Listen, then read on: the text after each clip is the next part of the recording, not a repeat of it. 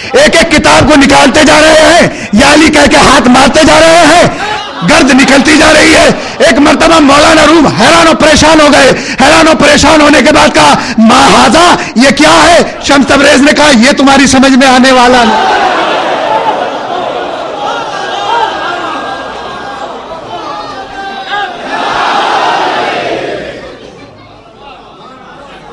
تو عزیزان گرامی، ہم تو علی کے چاہنے والے ہیں۔ دیکھیے مولا کی فضیلتوں کے گوشے اس لیے سنا دیے کیونکہ یہ بڑی عظیم اور قدیم شب بیداری ہے، اور اگر اس میں فضائل کے گوشے نہ دیے جاتے تو پھر کہاں پہ گوشے دیے جاتے؟ الحمدللہ اپنی معراج کی منزل کو پہنچ چکی ہے مجلس اعظم۔ تو عزیزان گرامی، علی کی محبت ہمارے دل میں ہونی چاہیے، دین کو سمجھے تاکہ ہم فطرت بیدار کریں، اور جب فطرت بیدار ہوگی تو اللہ کی عبادت کرنے لگیں گے۔ تو پنجتن عقیدہ رکھنا ہمارے اوپر واجب ہے، توحید پہ عقیدہ رکھنا، عدل پہ عقیدہ رکھنا، نبوت پہ عقیدہ رکھنا، امامت پہ عقیدہ رکھنا، اور قیامت پہ عقیدہ رکھنا۔ آج دنیا یہی تو نعرے بلند کر رہی ہے، نمازیں پڑھیے قیامت آ رہی ہے، روزے رکھیے قیامت آ رہی ہے، حج دیجیے قیامت آ رہی ہے، زکوٰۃ ادا کیجیے قیامت آ رہی ہے۔ تو عزیزان گرامی، وہ اور ہیں جو قیامت کی وجہ سے نمازیں پڑھتے ہیں، وہ اور ہیں جو قیامت کے خوف سے روزے رکھتے ہیں۔ ہم تو اس علی کے ماننے والے ہیں، جب وہ فرش مصلی پہ جاتے تھے تو کہتے ہوئے نظر آتے تھے اے پروردگار، میں تیری عبادت نہ شوق جنت میں کر رہا ہوں نہ خوف جہنم میں کر رہا ہوں، بلکہ تجھے لائق عبادت سمجھتے ہوئے تیری عبادت کر رہا ہوں۔ تو عزیزان گرامی، آج دنیا قیامت قیامت کے نعرے بلند کر رہی ہے، اور ایک تو ٹی وی چینل 2012 میں قیامت لانے والا تھا، اور ہر ایک کا نعرہ قیامت آ رہی ہے قیامت آ رہی ہے، لیکن پوری دنیا میں تمام مضطرب، تمام پریشان، لیکن ایک قوم ہے، ایک ملت ہے، ایک فرقہ ہے جو بڑا مطمئن ہے۔ جگہ جگہ بم وسفوٹ ہو رہے ہیں، اسی طریقے سے فرش اعضا بچھ رہی ہے، شیعہ قتل کیے جا رہے ہیں، اسی شان کے ساتھ جلوس نکل رہے ہیں، زیارتوں میں بم وسفوٹ ہو رہے ہیں، زائرین کربلا میں اضافہ ہو رہا ہے، دن بہ دن زائرین نجف میں اضافہ ہو رہا ہے۔ دنیا حیران و پریشان ہے، آخر یہ قوم قیامت سے کیوں نہیں ڈر رہی ہے؟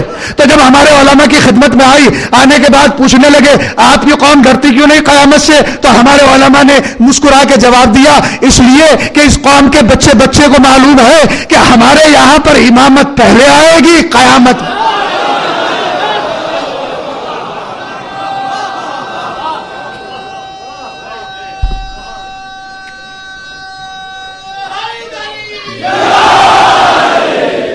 آخری مجمع تک ہاتھ بلند ہو گیا الحمدللہ۔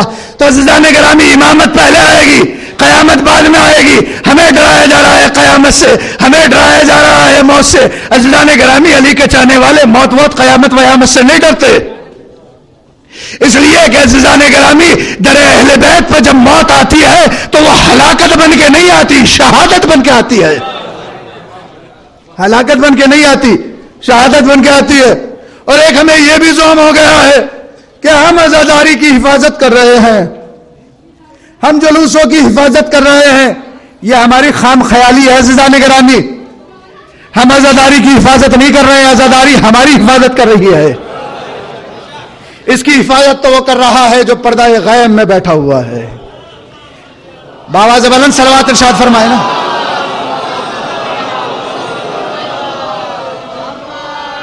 اور ایک اور فرقہ نکلا ہے ہم میں بھی،